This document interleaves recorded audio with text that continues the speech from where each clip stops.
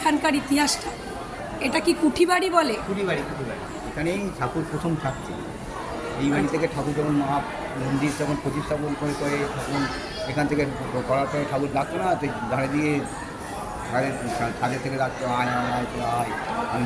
যখন ভাইপো অক্ষয় শরীর ছেড়ে দিল তখন উনি এই কুঠিবাড়ি ছেড়ে দিলেন, ছেড়ে দিয়ে ওই বাড়ি চলে তখন ওই দিককার ওই ঘরে চলে গেলেন।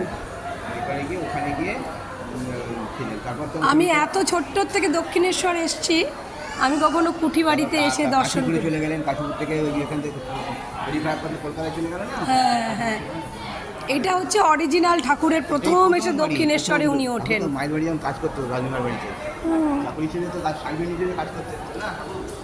এই হলো কুঠিবাড়ি, যেখানে প্রথম ঠাকুর কামারপুকুর থেকে দাদা রামকুমারের হাত ধরে আসেন।